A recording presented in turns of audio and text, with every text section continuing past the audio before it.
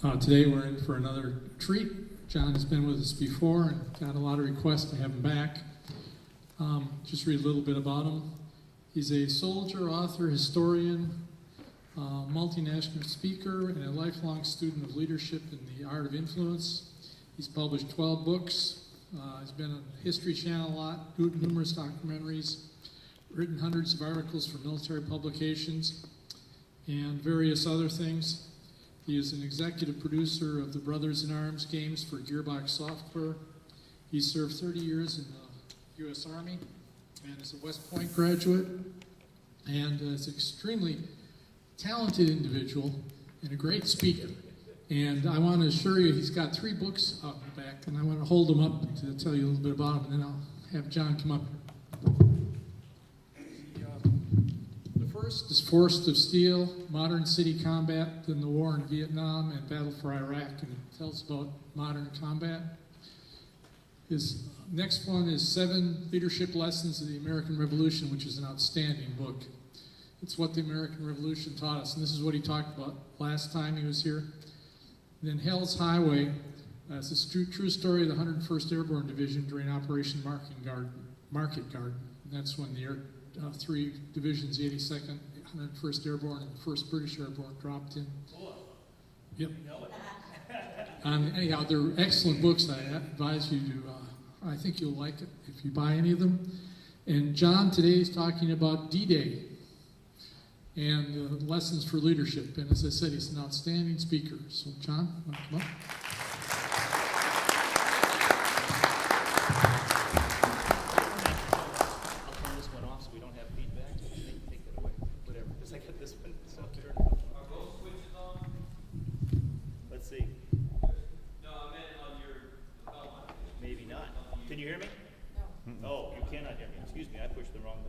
Both switches have to be on. How's that? Is that too much? Too loud? You can take my volume down a little bit, maybe. I don't know. It's up to you. Wow. It's certainly great to be here again. And I don't know what to say after the impassioned presentation before me. So I think that there's several things we can talk about. Now, initially I was going to talk about D-Day because June 6th is coming up, and people say, who cares? But I really want to talk about that to a certain degree. But before we do that, would you like me to talk a little bit about freedom and the wisdom of history? Yes. Because this is what is our main topic right now in the election. By the way, the last time I was here, the love of my life, wouldn't you, Antal? Wouldn't you please stand up? This is my wife. We've been married for 27 years. We had our anniversary last week. And the last time you were here, she was suffering from, she had heart surgery several times. And the first time they gave her heart surgery, they gave her hepatitis C with a bad blood transfusion because they didn't have the test back then for that. And she suffered through that for many years and couldn't do anything because, I'm sorry to embarrass you, hon, but I got to tell the story. She couldn't do anything about it because with heart surgery and taking Coumadin and all the other things, she was just a sick puppy. And to try to take the chemotherapy that would kill the hepatitis C would kill her. She tried it, and it failed. After we'd had the second heart surgery, the hepatitis C wasn't cured by the 48 weeks of very difficult therapy. We came here and talked when that had failed, so she was a little bit down. And several of you went and prayed for her. And I was so touched, and it was so wonderful. And so when I was asked to come, I jumped at the chance. And I will tell you, the prayers were answered. She has new treatment, and she's cured. By God. So thank God, and thank you, because your prayers matter. Prayers matter, and I really appreciate it. And I know she thought that was very amazing, and we were very happy that it all worked out. And of course, the last time I was here, I was reminded as I came through the door that I had her all set for this trip, and we came out and we got to our hotel room because I like to get here the night before and rest and come in and talk with you rather than try to rush all the way from Dallas. It's a long drive and traffic is crazy, as you know. Yes. And I forgot her suitcase. That was the last time now, okay? So the last time I forgot her suitcase. So we unloaded everything, and she says, where's my suitcase? And I went, and so we had to go out and buy her all these clothes in Tyler. But this time I remembered her suitcase, so it was a good thing. Anyway, thank you so much for having me here tonight. Let's talk a little bit about freedom and what we can learn from history. By the way, this election is not the nastiest, most horrible, most disruptive election America's ever had. Trust me, you know any history. This is almost mild compared to some of the elections we've had in the past. There were people who were shooting at each other in the past. They had duels. You know, the symbol of the Democratic Party, the donkey, was because Andrew Jackson, who was running, was called a jackass. And he turned that into a benefit. So there are a lot of very difficult elections in our past. And American democracy, our republic, has always been messy, a little bit cruder, a little bit ruder, and oftentimes confusing. And I will tell you, I was in Quebec this last 2 days ago. I'm helping to start a company in Quebec with my company, and it's a great opportunity to meet people from other cultures, and people are nice there, but we are so blessed to be Americans, and God bless Texas. I will tell you, I wouldn't live anywhere else ever, and I got here as fast as I could. So my wife and I were married here. We were married in 1st Cavalry Division Church in Fort Hood, Texas, and we are Texans, and she's more Texan than you can imagine. Our whole house, we even have a Texas room for visitors. So we love this, and I think that the attitude that we have in Texas makes our republic stronger. But sometimes we need to step back and look at the history. So let me tell you a little bit about history, and then I want to tell you a story about D-Day. And if I still have some time, I want to tell you a story that wraps it up in a really unique way about George Washington. Now, tying all those three things together, that's my challenge. If I don't entertain you, throw something at me. Thank you. So first, what is freedom? Socrates, who was a Greek philosopher in about 430 BC, he said that if you really want to learn anything, you start by definition. So think about this. If we want to learn, we have to really define. So if I ask you, what is freedom? I think you'll come up with many different answers. Now, one of the things I do in the book, 7 Leadership Lessons of the American Revolution, is I start off by defining leadership. And I teach leadership around the world, and the first thing I do when I talk to someone about leadership is I say, what is your definition of leadership? What is your definition of leadership? And most of the time I get, well, it's kind of like leading. Which is, I understand, because we all think we're leaders and we all think this. But imagine if a young person comes up to you, one of your relatives or someone that works for you or you work with, and they say, hey, I've been following you and you are just an amazing leader. What is leadership? And you don't have an answer. You see, you should have an answer in your heart and in your head that you can talk through. Now, I have my personal definition of leadership, and I'm going to challenge each one of you to have one, but I'll talk about that a little bit later. So let's go back to definition. Freedom. This election is about our republic. And as you know, there is a dangerous parallel in history going on right now, or an opportunity to learn from the past about how republics sometimes turn to empire. Right. Now, we believe we are an empire anyway, an empire of liberty. I didn't make that up. Okay? Great Americans said that. An empire of liberty. But imagine, though, if we turned into an empire like other empires in the world. And when you think about the history of the United States of America, we hold these truths to be self-evident, that all men are created equal, that they are endowed by their Creator with certain unalienable rights, that amongst these are life, liberty, and the pursuit of happiness. This is unique in history. The Romans didn't say that. The Greeks didn't say that, and they started this democracy stuff, right? And they failed because they were a democracy, not a republic. The Romans were a republic, but they couldn't sustain it. They couldn't sustain their republic, and they became an empire. So we are quite unique, but we will not stay unique if we do not understand who we are. So, by the way, some people say I should take my hat off because you can't see my eyes. I apologize. There's a reason that I wear this hat, and you have to ask me that question at the end. It's a little kicker thing, okay? Plus, it's very Texan. But it is the hat of the U.S. Army in 1905, which is kind of historically unique. And since I was a cavalryman, there's some reasons I wear that. But there's another thing. I have an organization, and I'll tell you about that. So, We're talking about definition, and we're talking about why our republic should stay a republic and should not move into become an empire. But we won't be able to do this if we don't understand freedom. Now, I'm going to ask some of you to give me your definition of freedom. When I point to you, just tell me what you think freedom is. There's no wrong answer. You will not be embarrassed. But it is important for us to understand freedom. Sir, what is freedom to you? Freedom is the ability to make your own way in the world, whether you do success or failure. God bless Texas. You are, sir, a Texan to the heart. I love it. It's great. That's a good definition. What is your definition, ma'am? Is it freedom to worship and participate in elections and stuff as we please and not be told what to do? Yes, ma'am. Very good. One more. Sir, you right there. Yes, I know. We can't get out of it.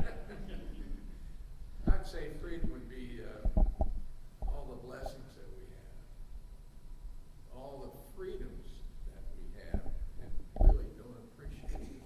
No, that's true. Yeah, very good. Sir, how about you? What is freedom? It's hard to hear it. Oh, I'm sorry. Well, I asked the right person then.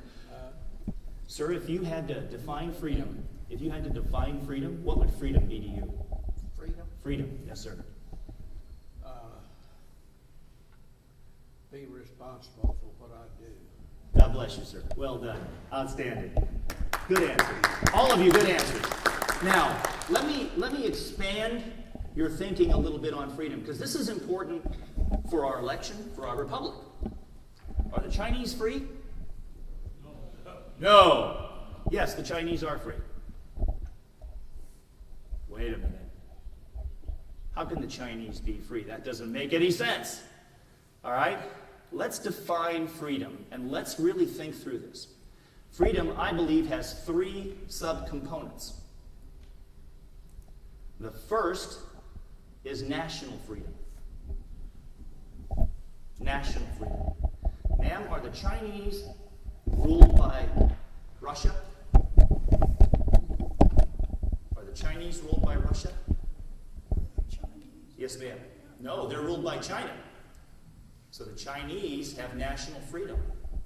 If you ask a Chinaman, they say they're free. They have national freedom. They're not ruled by the Japanese. They're not ruled by the Chinese, the Russians. They are ruled by Chinamen and women, but mostly men. Chinamen. Chinese rule China. So national freedom is one important element of freedom. What is the second element of freedom? Morality. Who said that? Very good, sir. Morality is important, but I'll get to that. You're getting to my third step. You're jumping ahead because you are a very smart fellow. Morality is important, and I will say that without morals, we have no republic for a lot of reasons. George Washington said that, by the way. He said that morality and religion are the greatest bulwark for the republic. But the second element of freedom, yes, ma'am? Personal freedom. Very good. But you're jumping ahead because you're so smart. You got it. The third one is personal freedom. But the second one, because I'm going down from higher to lower in a hierarchy, the second element of freedom is political freedom. We have the freedom to vote for people in our republic who are supposed to represent us and who are supposed to make laws. Now, we could have a pure democracy. And you'll hear people say this. Why not use the internet to vote on every issue? Now, what happens when you do that? Total chaos. You get Athens. Right. Athens, Greece. Exactly right, sir. Interesting story, and I'll tell you a little tidbit here of history that I think you'll like. Who ever heard of the 300 Spartans? Outstanding. Now, those 300 Spartans, they fought the Persians. They were outnumbered 80-1, according to Herodotus, the historian who wrote after the time. They held the Persians who were trying to conquer Greece, and they held those Persians at a small pass, and they kept that army bottled up until finally they were overwhelmed by a traitor who told the Persians how to get through.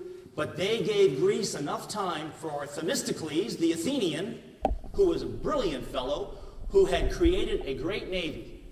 He believed, there's an oracle that said to the Greeks that Athens would be saved by their wooden walls. And some people thought that meant palisades.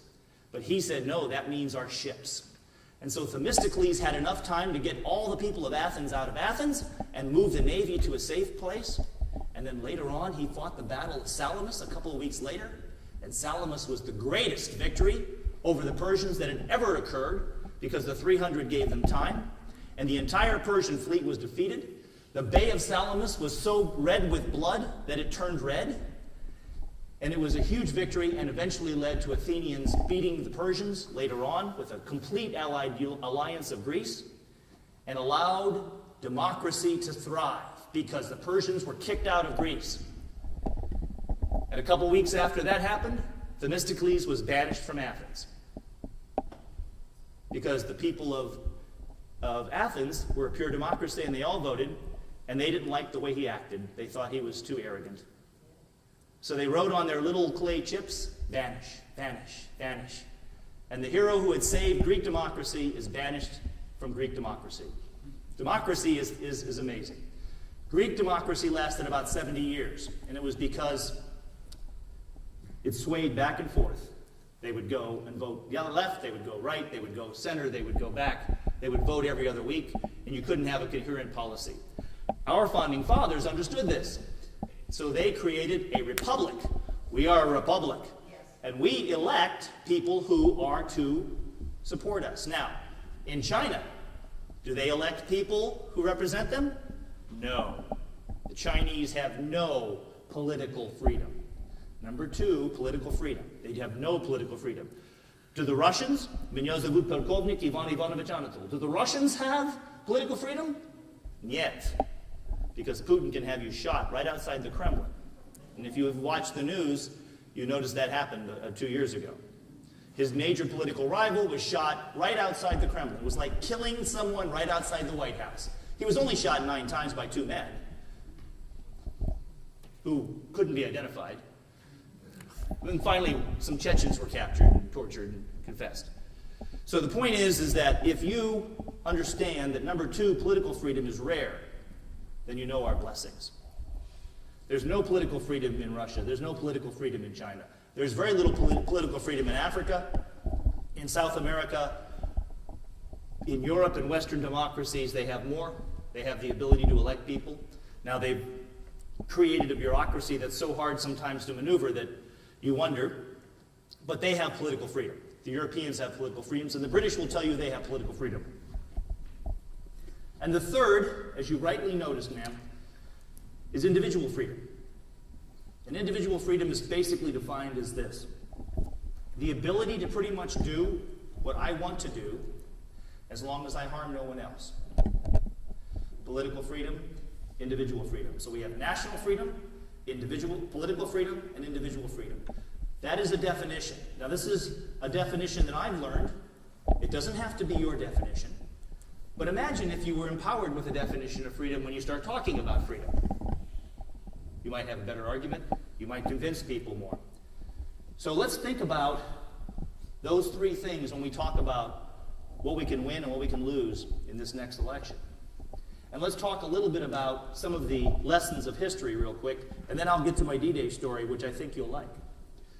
Now, if you look at freedom, and we just defined it, the question comes, is freedom a universal value? Who believes freedom is a universal value? Raise your hand. Who believes freedom is a universal value? Not many. Not many. Why? What is a universal value?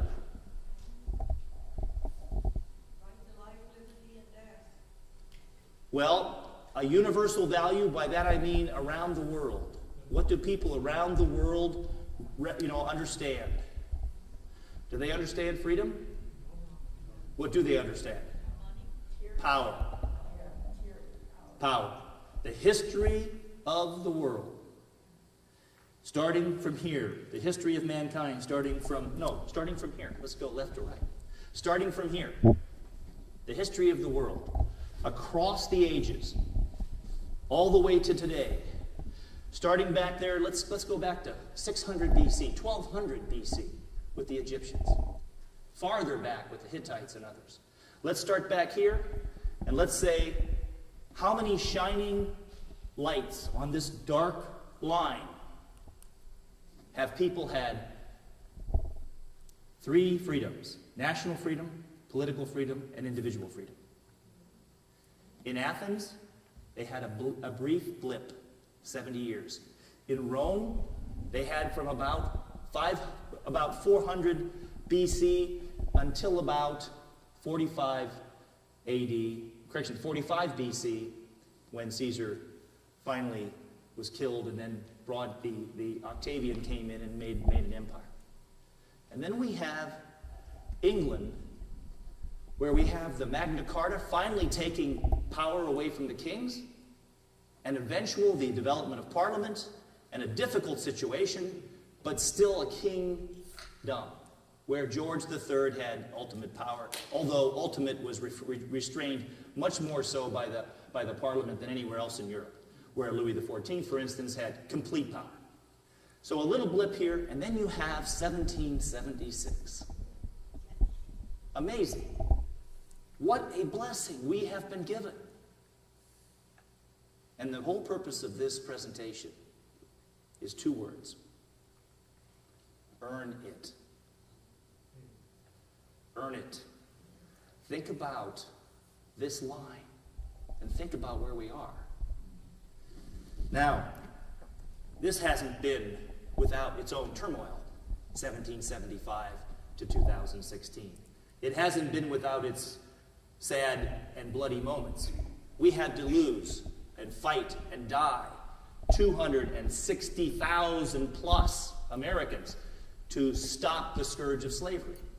We had to have a major revolution against the British, which was impossible, to win our democracy, to win our freedom, to win our independence. And then we had to fight in World War I and World War II and many other places to keep that freedom alive around the world. So this whole concept of freedom is really important. But to understand that freedom is not the universal value, power is the universal value. And the reason republics move toward empire is power wins. Liberty, freedom, is a fragile flower. It only grows in certain places. It doesn't grow in Iraq. It doesn't grow in Afghanistan. I've been there. It doesn't grow in North Korea, although it grew in South Korea.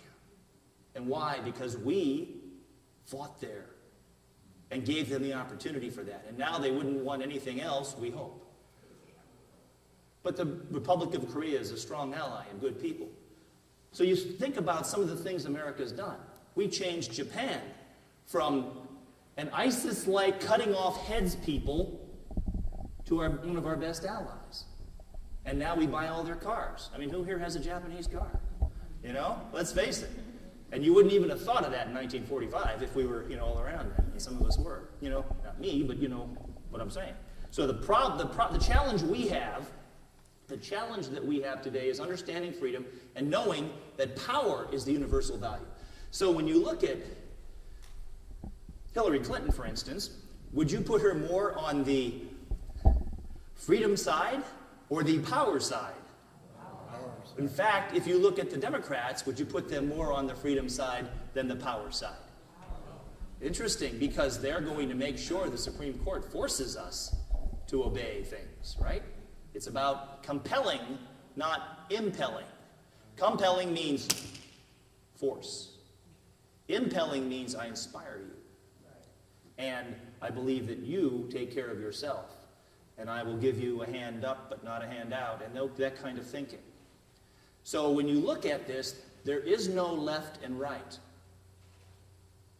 There's no left and right. By the way, that comes from history, from the history of the British Parliament. The left were the guys who didn't support the king, and the right sat on the right side of the king. Right? Left, right? Black sheep, white sheep kind of thing, It was kind of that kind of a thought. There's no left and right. It's a bad argument. There's only up and down. Now, who's heard this before? If you haven't heard this before, go to YouTube and go on to YouTube and put in A Time for Choosing by Ronald Reagan. A Time for Choosing, where he talks about there is no left and there is no right. There's only an up and a down. Up toward freedom and down toward power.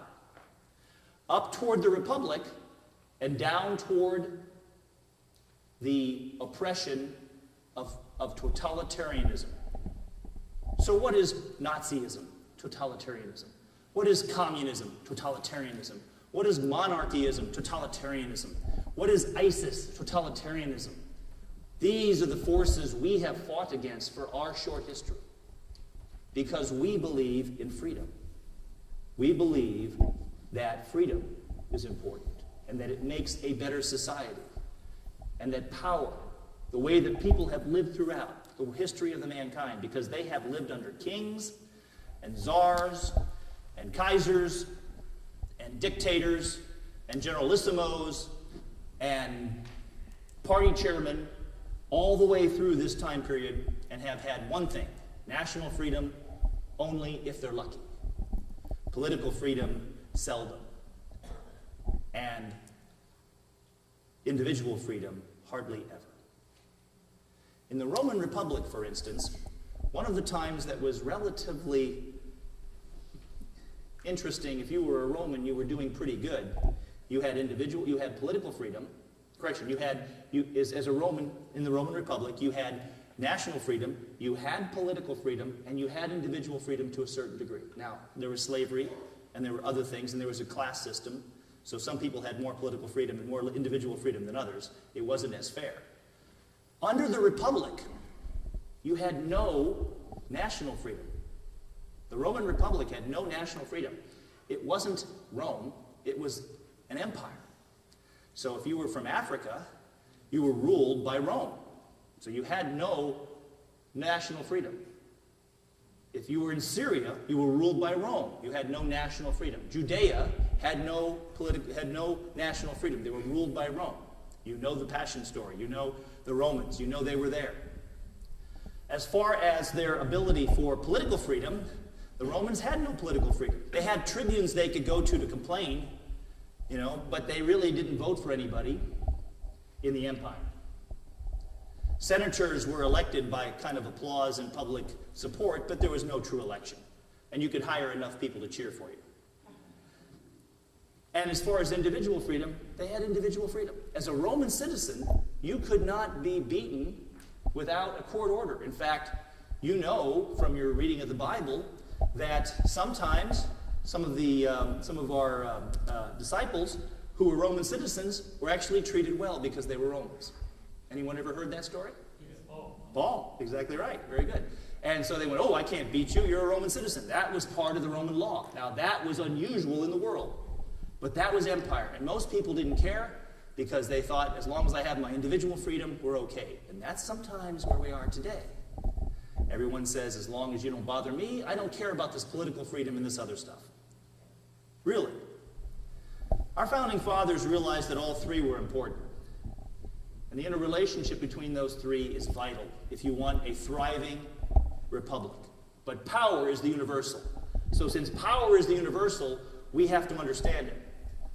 Now, there's a couple of interesting lessons that I've learned from history. The first is, we don't learn from history. We don't. But that doesn't mean we shouldn't try. So every time someone says, well, that was then, this is now. It doesn't matter what happened in the election of 1826 with Andrew Jackson. That doesn't matter because we have smartphones and we are smart. When I have my smartphone, I am smart. Yes. Yeah. Do you know that young children in the Roman Republic, and even in the Empire, they were taught to memorize the Iliad of Homer? For entertainment, they didn't have TV, so the kids would come out and they would say, recite Homer. And the child would go up and say, thus spoke Priam's shining sun with words supplicating Achilles. This was the education you had. You learned to write it and you learned to talk it. And you learned about the great heroes that made the Greco-Roman culture strong. Well, anyway, today we have a little different thing. And it's mostly about me. It's all about me. And I don't mean me. I mean it's all about, the individualism. And so people are swayed to move to empire when they believe they'll have their individual freedom and they don't care about the rest. And that's why in our republic we've had problems with people voting. So, the second lesson that I'd like to talk about is that science, technology, and the global economy do not make us immune from the lessons of history. Just because we think we're smarter and we have smartphones doesn't mean the lessons of history don't apply, and doesn't mean that certain things don't happen. Today there was an interesting report on the news. Some of you may have seen this. It was, quite frankly, kind of a revelation. And it was done by Obama's press secretary.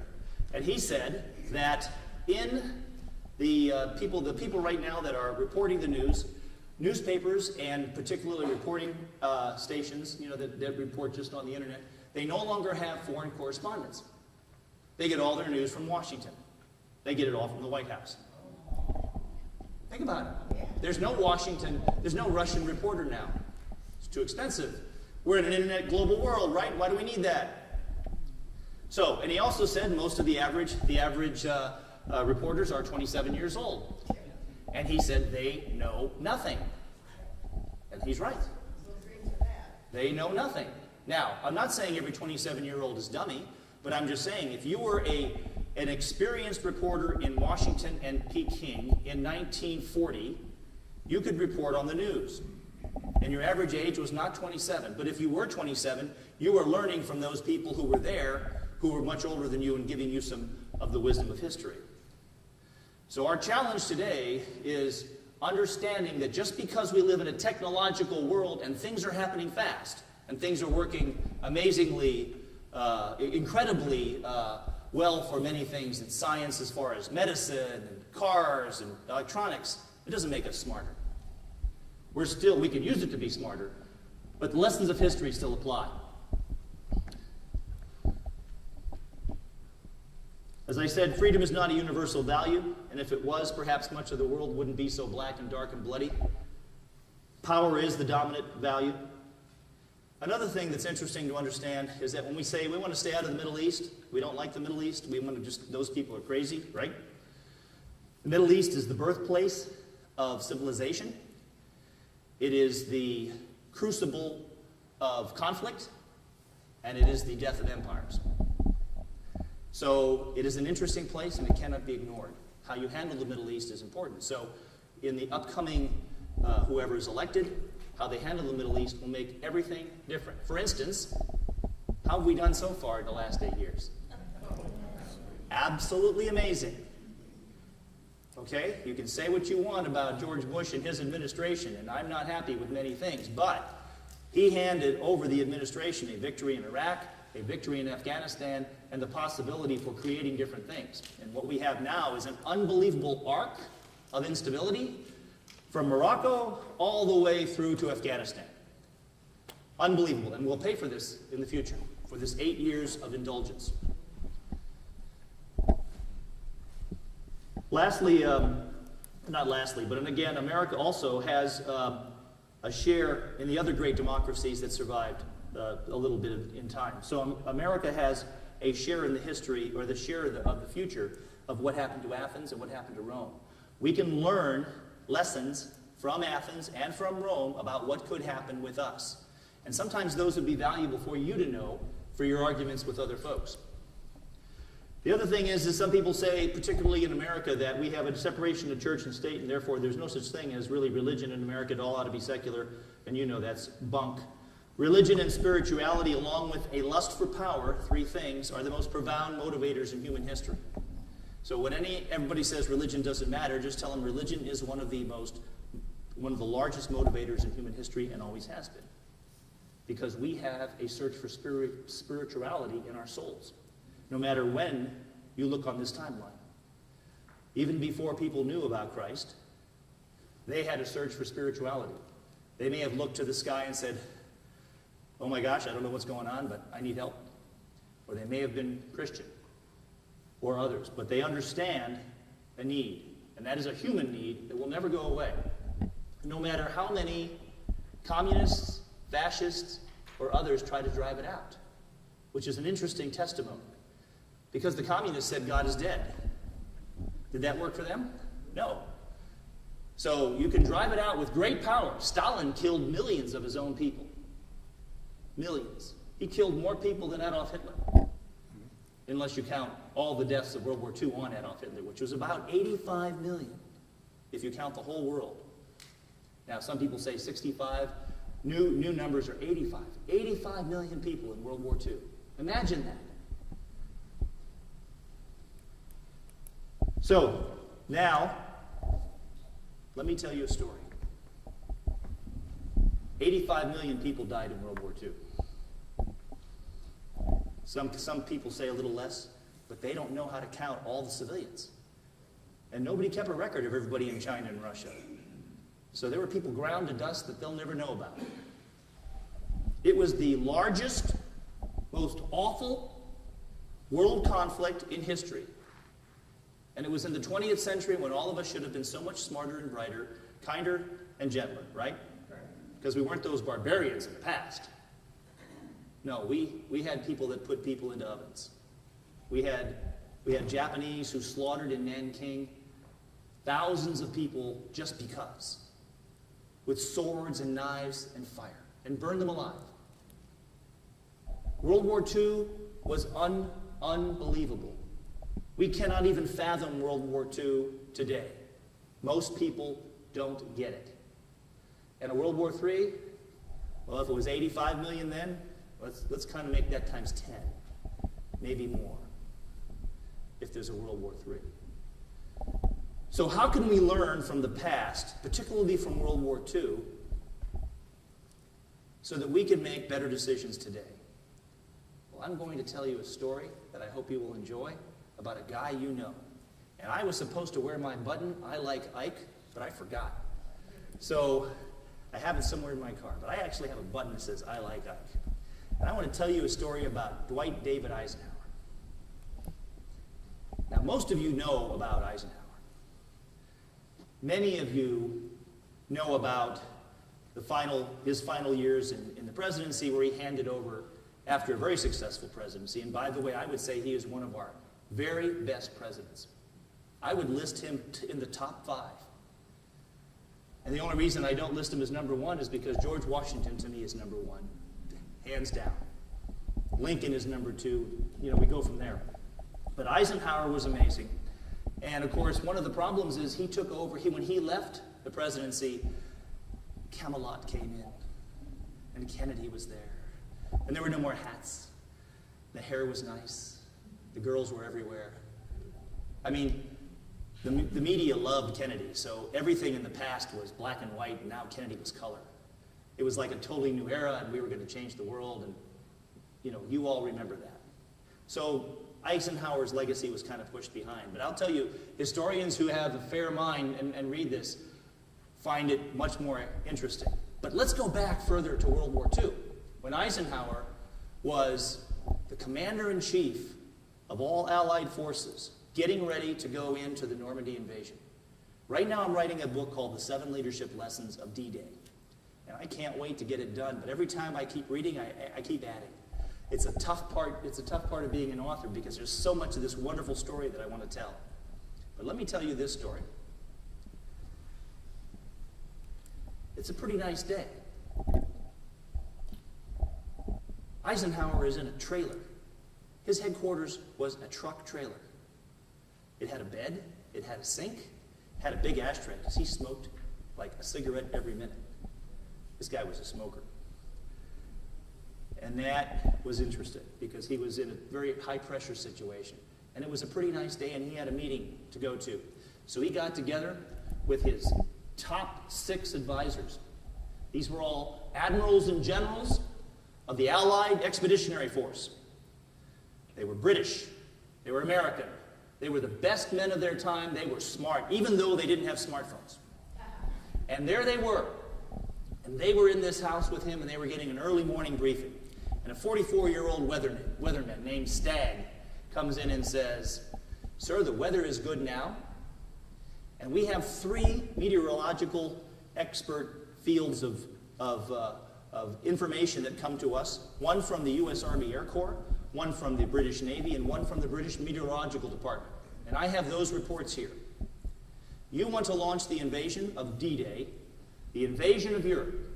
500,000 men, 5,000 ships, hundreds, thousands of airplanes, hundreds of thousands of tons of equipment.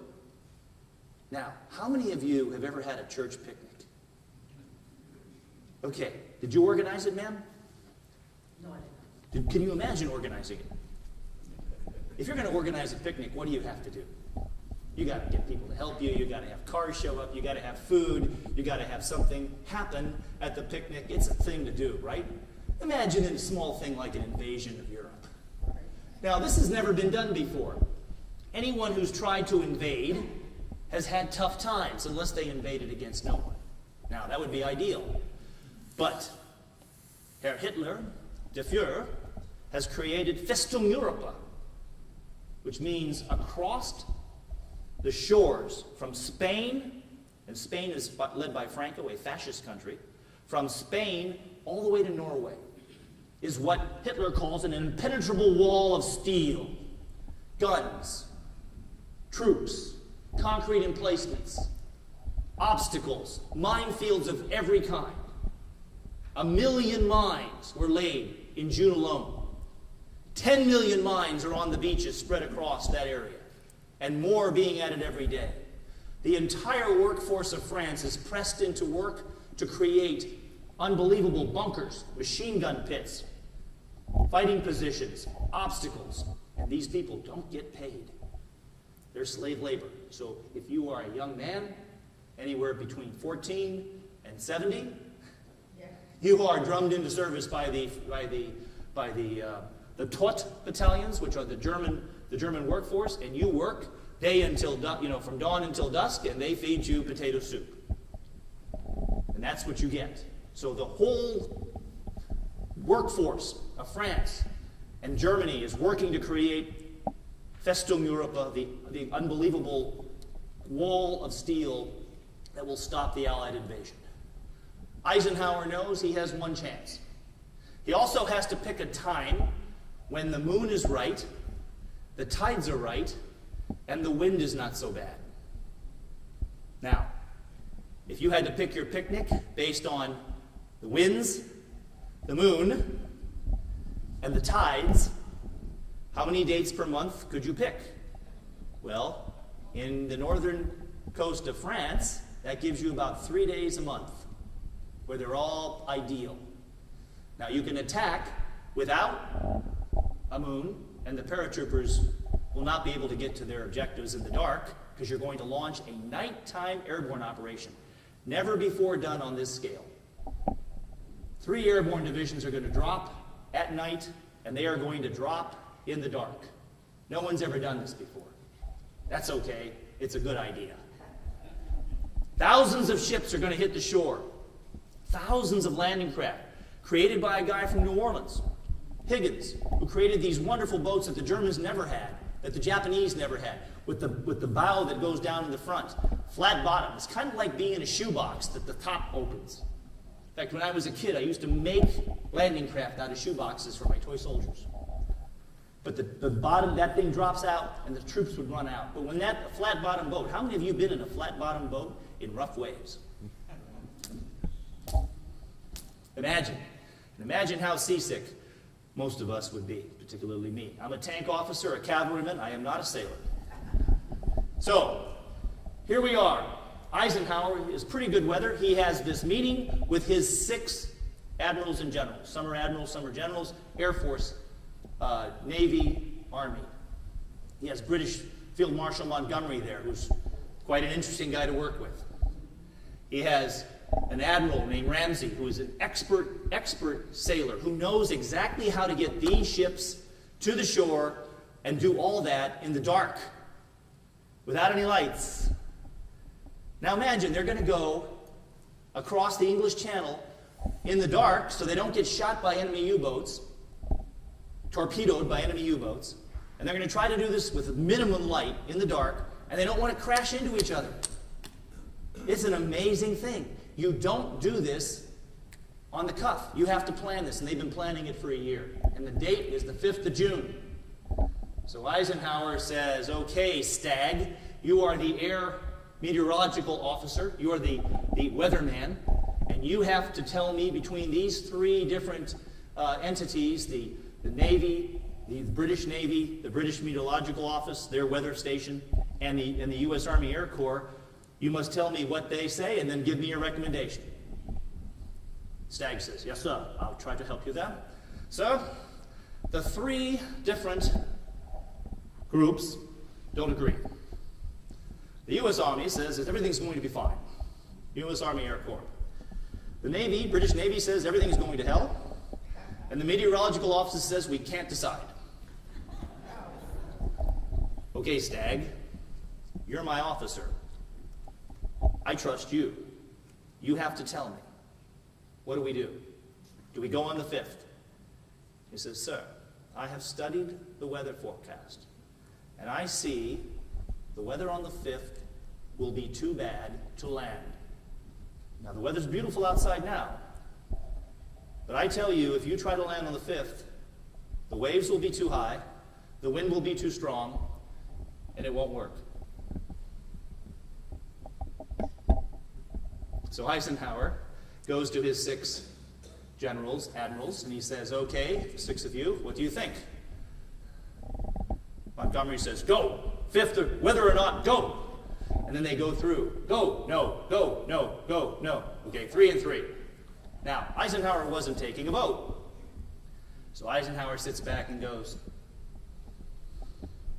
what if we go on the 6th? Stagg says, sir, I can't promise you weather on the 6th. It looks bad. But I'll know more in 24 hours. Admiral Ramsey says, sir, you know that if we don't make a decision soon, all those people on the boats who are sitting there getting seasick, we'll have to bring them back. And you know what it's like going back and forth to a port with 5,000 ships? This is something that's hard. We can do it for 24 hours, but we can't do it much longer than 24 hours. So you need to decide, General Eisenhower. And of course, Montgomery's kind of thinking, he's not up to the task. I should have been in command. This is the interesting thing about anything, is that there's always individuals who believe they can do the job better than you. And maybe they can, but you're the guy in charge, or gal. So, Eisenhower says, we postpone. We'll plan to go on the 6th of June, and we'll wait for the weather forecast. We'll have another meeting here in Southwick House, early in the morning, before daylight, and I want to get a report. So, Ike goes back to his trailer. It starts to rain. Then it starts to really rain. Then it starts to really wind. Then it starts to really rain. Then it's hailing. The trailer he's in is going like this. Early in the morning, the alarm goes off at 3. He gets up, he goes to Southwick House, and he has his generals and his admirals sitting around him. And he says, okay, Stagg, what's the weather report? Tell me what the others say.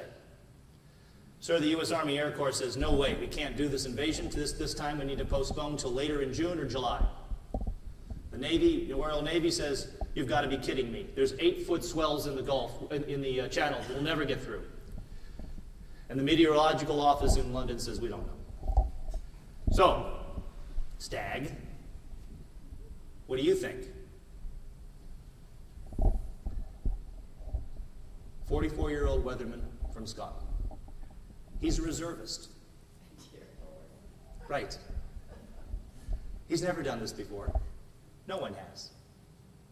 Imagine if you were Stagg. Pressure? What do you think?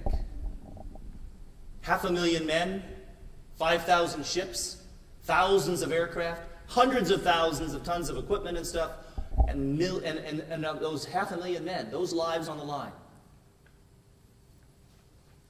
Stagg says, sir, I have studied this all night, and I have the latest information from Iceland and from some of our boats out there between Iceland and here. And I will tell you, sir, there is a depression coming, and I don't mean to depress you, but this depression is a good thing, because this means that we will have an 8-hour window of barely tolerable weather on the morning of the 6th of June, starting around midnight. From midnight through the 6th. Eisenhower says, Stagg, is that the best you can give me? Stagg says, yes, sir. So, Eisenhower does what he did before. General Montgomery, what do you think? Go, go!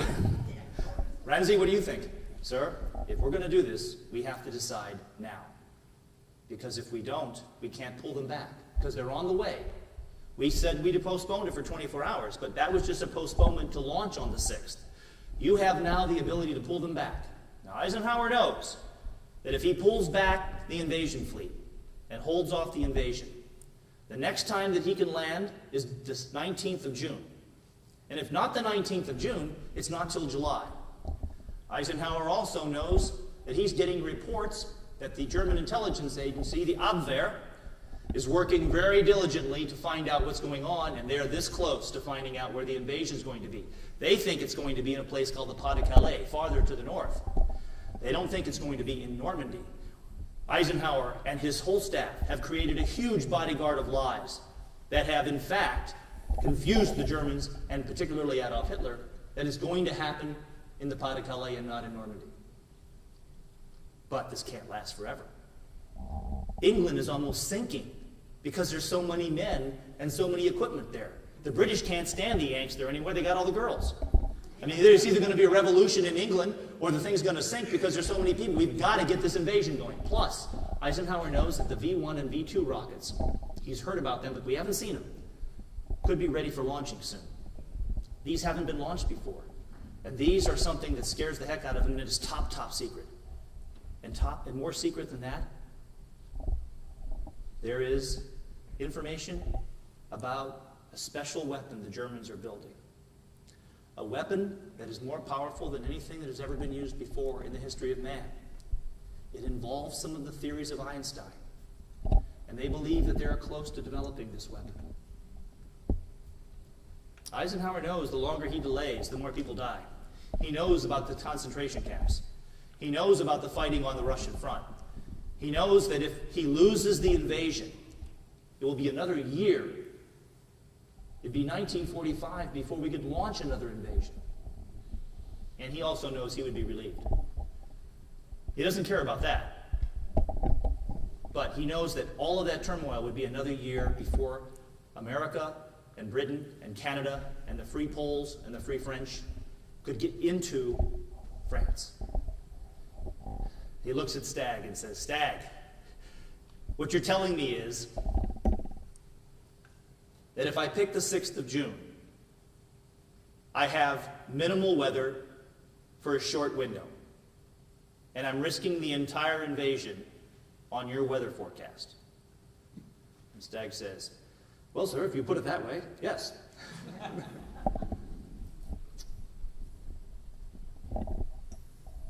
Montgomery said, go. Ramsey said, hey, if we do not stop now, they'll know it, we'll be in there. The rest go around, it's 50-50. But Eisenhower wasn't taking a vote. He wanted to know what his commanders thought. He cared about what they thought, but he wanted to know what they thought. Then he said,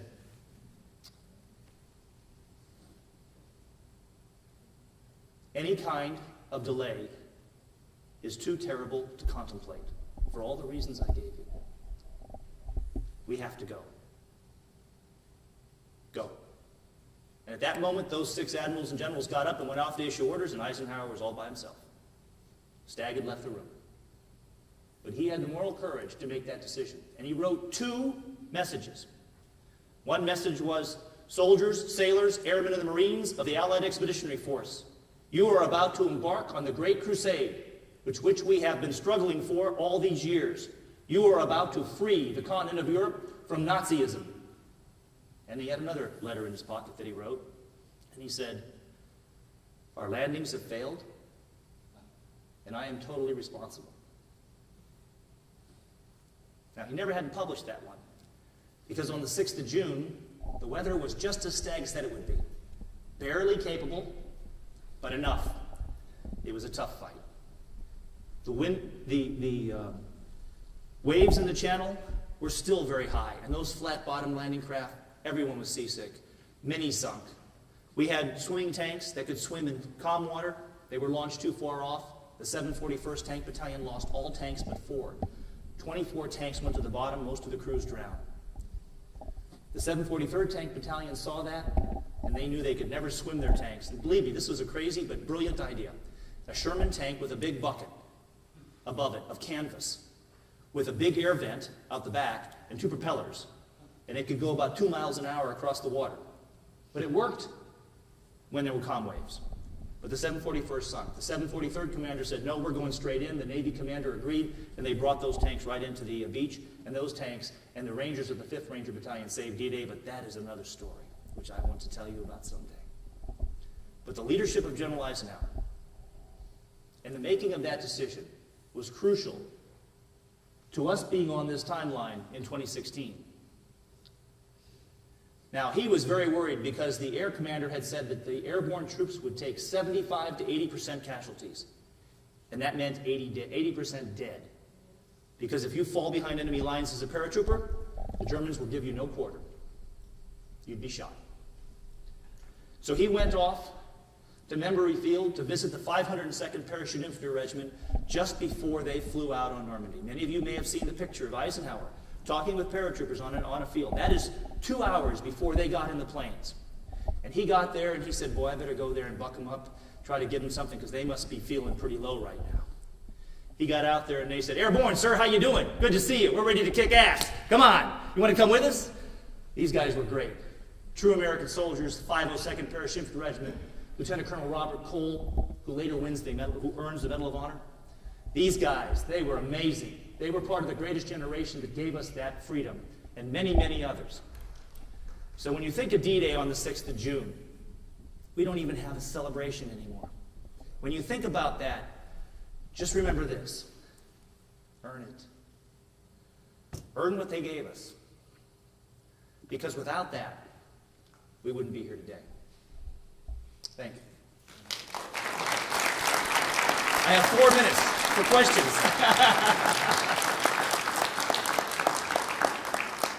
Sir, one thing before I go on, and if you wish, I have a book on the 101st Airborne back there which talks about them in their next operation and follows the 502nd in particular. The other book is about the American Revolution, which talks about leadership, all the things we just talked about today, and it's a great gift, so all of you have to have a Christmas gift for that person who has everything. My recommendation for you is think about that, because here's your opportunity to get one signed by the author. And on top of that, as I said last time, remember what Mark Twain said, my favorite author. You do not honor an author by reading his book. You honor him by buying his book. Sir, yes. Oh, okay, great. Thank you so much for You're sharing welcome. with us. We're getting there. Will the gliders be in your book? Yes, Okay. but only the gliders of the 101st Airborne. So this is a story about the 101st Airborne Division only for Market Garden. There were 3 divisions, so I don't talk about the British, I don't talk about the 82nd Airborne. Okay. That's other books. Did that answer the question? Other books, more to come. Graft and greed seem to be a huge influence in today's lawmaking. How do we as individuals counteract this influence so that we can keep or countermine this influence so that we can keep our freedom? Graft and greed are bedfellows of power. Understand freedom. Have your definition of freedom. Oppose those who believe in power over freedom. Have them go somewhere else. America is about freedom. And it is the only place on earth right now that has as much. In fact, Texas has more freedom than anybody else. You don't know how blessed we are. We got to keep it that way. But those are the bedfellows of power, and you have to recognize it for what it is, and then you have to oppose it. Because if you don't stand like the Spartans at Thermopylae, if you don't stand like the soldiers who came across the beaches at Normandy, then you surrender. And imagine if the greatest generation in America had said, you know, I really want to stay home and read a book.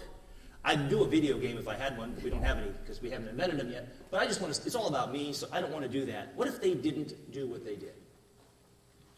Who would win? The more aggressive, the meaner, the people who will come and chop you up with a sword, they will win.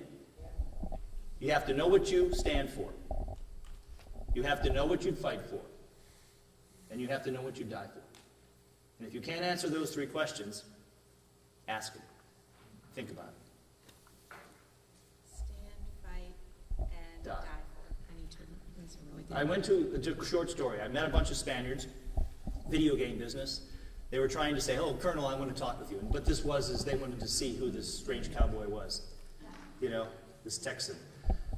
And so they said, "Well, how could you ever hurt anyone? How could you ever kill anyone as a soldier?" And I said, "Well, you must know what you stand for, you must know what you fight for, and you must know what you die for. What would you stand for?" He says, "Well, I'm a European. I don't stand for anything." I said, "What would you fight for?" "I don't need to fight. I have a police force." "What would you die for?" "Die? I mean, I don't want to die. Who wants to die? No one wants to fight to die. That's a silly question." I said, "Okay, someone comes in and they break into your home. They start to attack your wife." "Well, she's not my wife." "Okay, your significant other. Excuse me. But you've lived with her for 7 years, okay? So your significant other." "I would call the police." I said, "Okay, they're beating her." "I would call the police." "They're raping her." "I would call the police." "They've just killed her." "The police are there to help me." This was their answer. Any other cards before I ask the last one?